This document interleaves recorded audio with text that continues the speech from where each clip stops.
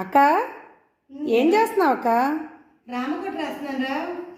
అవునా అక్క? చెల్లి కొంచెం కుక్కర్ పెడతావా? పెడతానక్క. ఎన్ని పెట్టను బియ్యం? 1 కప్పు బియ్యానికి 2 కప్పులు నీళ్లు పోసి కుక్కర్లో పెట్టరా. అలాగేనక్క, పెడతాను.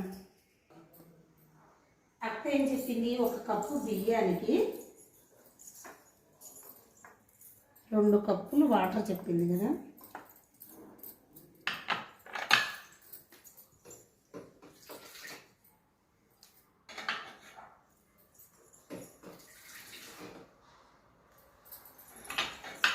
ఒక కప్పు బియ్యానికి 2 కప్పులు వాటర్.